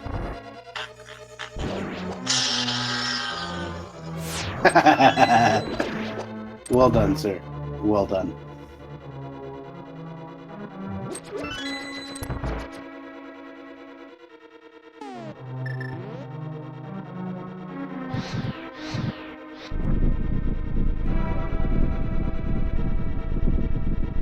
Well, I mean, you know, in a race like this, you're looking for that ether medallion. You're like, I got it. Let's go. And you just sometimes you don't even think, oh, I needed to clear that dungeon too. Yeah.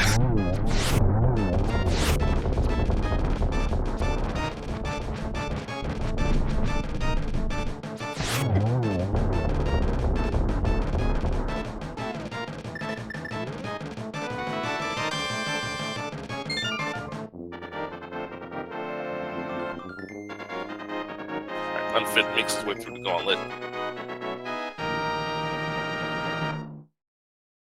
He's not looking to open any other chests. He's not looking for that sword per se, I don't think. We know he's not going to find... he's going to open these chests looking for a sword. He won't find them. They're in Swamp Palace.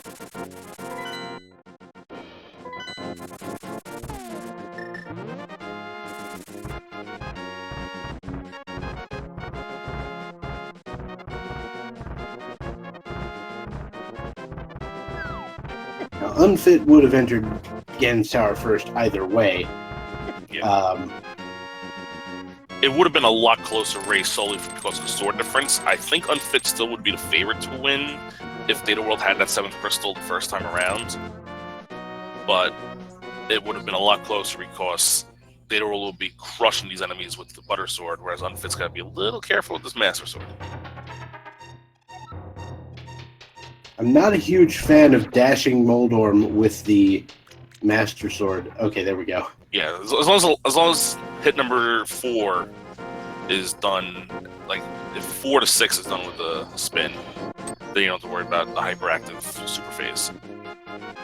Well, if you wanted more potions for Ganon, Unfit, then there's your money for it. Yeah.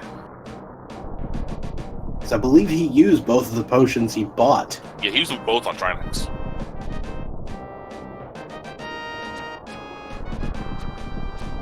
He has half magic, which will help a little bit, and I think that that's only going to be a double because the two hit the same time. It was a double. It was a beautiful setup. Yeah, that's not a double. Dataworld now opens up Ganon's Tower.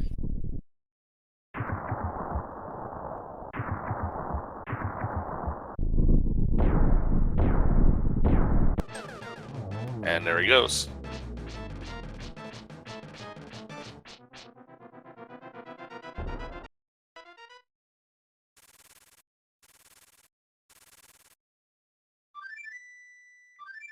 Alright. Dataworld going left first, which is... He'll see that he's not going to need the boots, but little does you know that the big keys hang on the right side, so Dataworld going to spend even more time here in Ganon's Tower. Well, Unfit about to enter the Master Sword Ganon fight. Always something that no runner looks forward to. Time to spin to win. Yep. And a nice little double off the trident toss there, so 3. Oh, dataworld with the DM strats. Yeah, they're gonna pay off this time.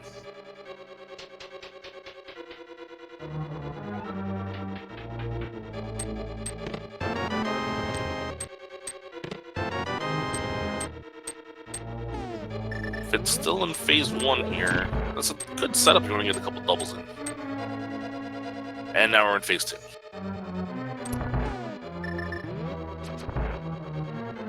It's 4 hits. That's going to be 6 hits. And we got a decent setup here already. He's got to be careful with magic because he's going to need to save some for always pulling on the wall. That's pretty good. He must have had enough there, and he's just pulling. Yeah, he has enough. He's in phase 3. Just conserve that magic. Just got to light the torches. Even with silvers, you still gotta light those torches, and it's still not trivial with the Master Sword. Dataworld gets his boots, and the big key was in fact number 5 for Unfit. Good. So I was right all along. All right, Unfit 3/4 of the way through phase 3.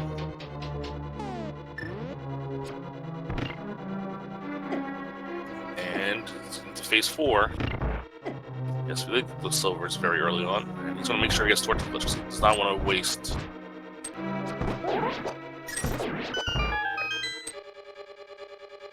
1 arrow. I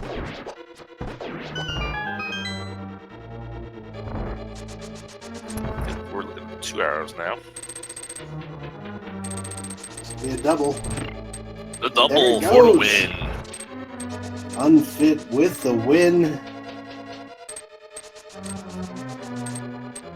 Once he walks into the room, we will have our official time for Unfit, as he is going to win this race with an official Speed Racing TV time of 1 hour, 35 minutes, and 44 seconds. Get your GGs in chat for Unfit, as he takes a 1-0 lead in this round of 32 match. We will see what we can do about getting Unfit in here to talk about this mess.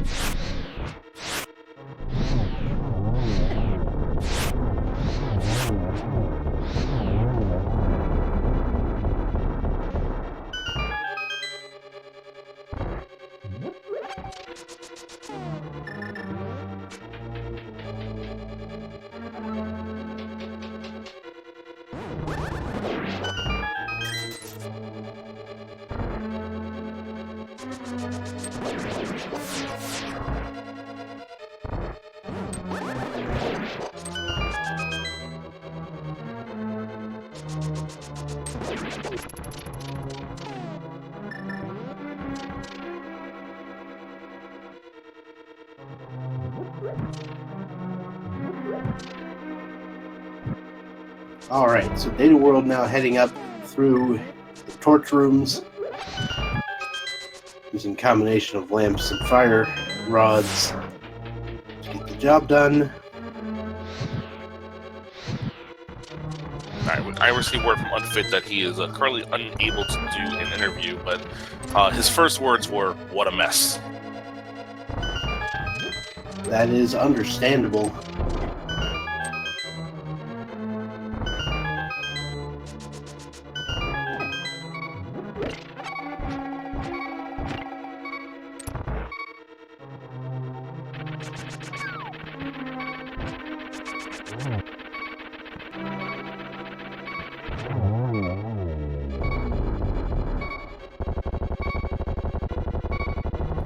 Data World will be heading up to the Aga 2 fight shortly. So, despite the long or the circuitous path that Data World had to take to get this done, pretty close overall. Yeah, if you look at the track, you see that Data World completed all 3 pendant dungeons. He in fact did build a pedestal, and Unfit did not complete any of the pendant dungeons. You're thinking it's only a 3-minute race. Well, that's what happens when you get to go mode certain dungeons, and your execution can be a little bit better here or there.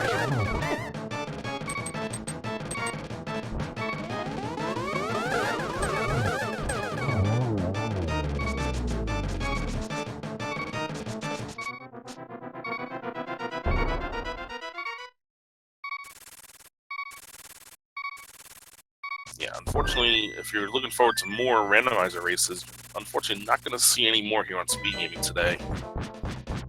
Yeah, the tournament races are done for today. There will be some more tomorrow.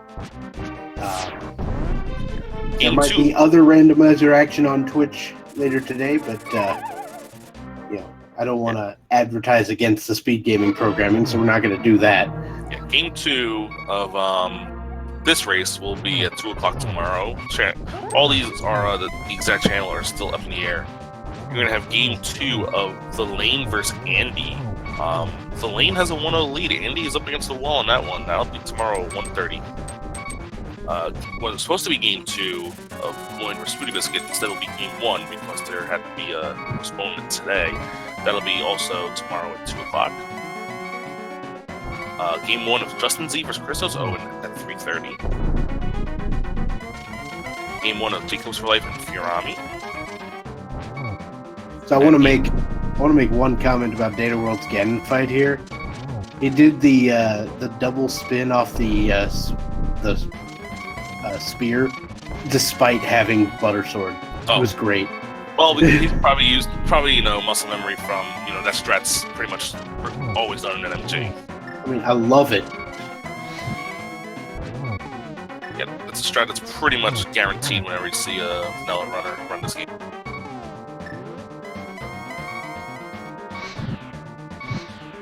One more hit for Data World. As long as Ganon stops warping. And there it is.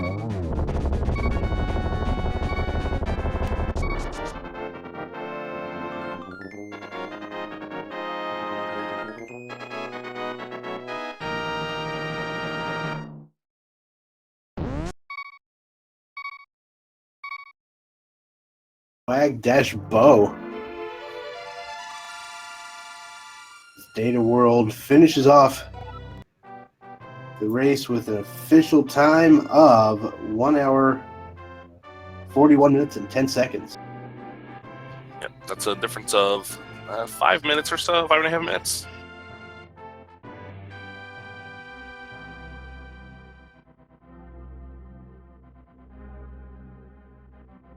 Considering the fact that Data World cleared all the dungeons, that is pretty good. I mean, he didn't clear Aga Tower, but that's it.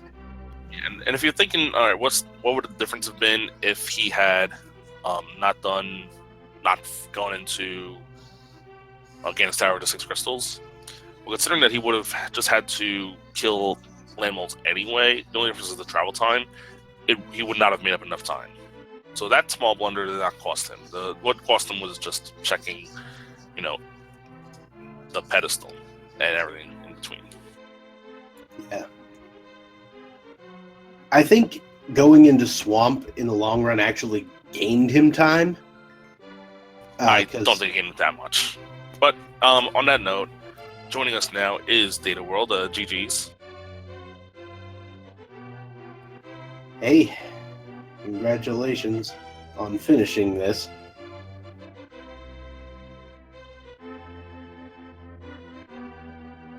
And we've got you muted right now. There you go. Hey, GG. GG. Whew. So, will you ever go to Ganon's Tower with 6 crystals again? I swear he let me in with 6 last time. He's probably just beefed up his security. I kind of mark things ahead of time on my tracker, and I just marked desert as finished and went on my business. So it happens. Yep. I mean, I don't think it cost you too much. I don't think it cost you this game. What cost you this game again was just the fact that you checked literally everything. Looking for... Yeah, I felt kind of behind after finding the flippers. And so I just dove Pendant Swamp. Yeah. Yep. So it was Master Sword versus Butter Sword because of that.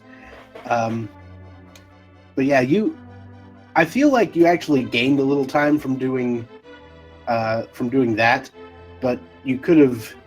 The one thing you could have really cut out was going into pod at all. That was basically completely useless, unfortunately, even though your routing through pod was perfect. Like, it was absolutely perfect. Yeah, I kind of felt like since the lamp was pretty much the last progression item, and I only had Pyramid, Catfish, Graveyard Ledge, Spy Cave, Spy Cave, and Agina left as progression. I can't resist 6 items in Swamp, so in Port. So yeah, it was too bad.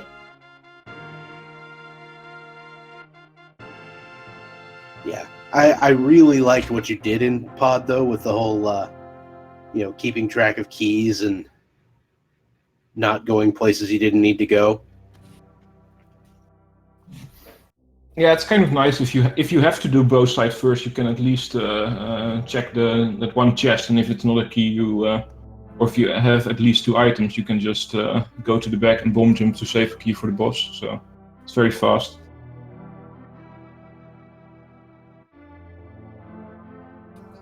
All right. So one thing your opponent did was he actually checked the flippers really early. Like way earlier than I thought anyone would go to Agina's cave. Yeah, he headed over there before even Mini Moldorm Cave, like before Eastern. Like you were going to Eastern, we were figuring out how the Mini Moldorm Cave. He went to Gina instead and got those flippers. So he was able to get the Titan's he didn't check the Titan's area right away, but that was pretty much where the separation happened.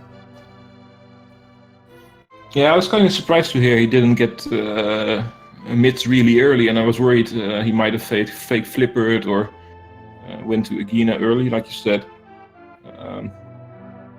But yeah, it's Agina is kind of a spot. If you don't route it in early, you won't come back until it's the last spot you have left to check. Especially if you don't get access with the flute or mirror plus or a flute or book to check it fast. Yeah, agreed. The fact that the flute was mitts blocked and mitts was flipper blocked and flippers were where they were, there was really no super easy route to Agina's cave until we could tell that was the last possible place for your progression to be, which is why you threw a bomb at him. Yeah, and the boots were in Mire actually. The boots? No, the boots were in Turtle Rock. Book. The book was in Mire. Yeah, the book was in Mire. In the boots were in GT. Yeah, boots were in GT, but the book was in Mire. Yeah, what was Unfit's Go mode item? Unfit's Go mode was Fire Rod. Yeah, since he checked Mire. Yeah, that makes sense. Check Mire. He didn't do any pendant dungeons until he did Thieves Town, which he had to start diving pendants eventually. He did especially you probably wanted to route Thieves Town in with the frog and with the blacksmith chain, so that makes sense. Yeah, I think he did it before he did Ice. I think that was the only he did Turtle Rock before doing Thieves Town, looking for Fire Rod, but he did. Well, he couldn't do Ice because the Bombos was in Ice and Fire Rod you needed to enter. So I'm pretty sure the pendants were all that was left in the Thieves first because that makes the most sense and it paid off for him. Yeah, I do want to ask about your decision to go to Ice Palace when you did. At that point, I believe you hadn't looked at Misery Mire yet, right? That's correct. Yeah, I was wondering about that because personally, I would have felt like, oh, I have to know what the medallion for Mire is. And so I was wondering what was going through your head at that point. Yeah, I guess. Let me think. What did I still need when I dipped or when I cleared Ice? All you needed was medallions. All right. Yeah. Which you had none, so you knew you couldn't complete Mire at that point. But we were thinking, at least get the information for what Mire was, so you know what you need. And it turns out all you needed was Ether. Yeah, that makes sense. Ether and possibly boots, since I hadn't checked Desert yet, and there's a true. There's a reasonable chance it's boot locked at least. Yeah. So I don't think Ice was a bad play. It's just it didn't mesh with my head real well. So. Well, I like to. Crystal dungeons are never a bad play. Sorry. Yeah, it was a crystal dungeon, and I like to do areas as efficiently as possible, basically. So I wanted to get everything out of Ice, any required medallions, possibly boots, and then clear the whole desert area in one go. So that was kind of the thought behind it. Oh, so one thing I do have to mention is the very start of the seed. Oh yeah, the bombs. So we got the glove, and you're like, yeah, sweet, I can get the bomb under this rock. And then you get 10 bombs. I've had a glove in Link's house twice in the new standard format, and twice Uncle has given me bombs, so it's not worked out so far. But well, it's only 10 seconds or so, it's not too bad. Alright, we're gonna wrap things up here on our end here at Speed Gaming, but if you are interested in other things, over on Speed Gaming 1, we have the all-time decathlon tourney going on. At 5 o'clock A new Zelda tournament just kicked off, the Link's Awakening 100% tournament. That will be on Speed Gaming at 5 o'clock. Some Luigi's Mansion is waiting for you at 8. And then at 10, here on the Deuce, you have more Link's Awakening. And at 11, on the main channel, we will have the Zelda 2 Randomizer weekly race. So if you're interested in other things, The Legend of Zelda, you can stick around here on more of your Speed Gaming networks. Make sure you follow all the Speed Gaming channels, Speed Gaming's 1 through 6. Along with the foreign language channels, which are new to the Speed Gaming family. Yep. I want to go ahead and thank both of our runners, dataworld and Unfit, once again for putting on the show today. Thank you so much. I want to thank our tracker, Vinyl Knight, for taking care of the icons on the screen here, because we, based on my commentary today, you could tell I wouldn't have been very good at it. And of course, to my co-commentator, NY Rambler, thank you so much for joining me today. And thank you, Dr. Bob, for joining me as well. And yeah, so with that, I think it's about time to wrap things up. So I will just say that I have been Dr. Bobtastic. I've been NY Rambler. And we'll see you later.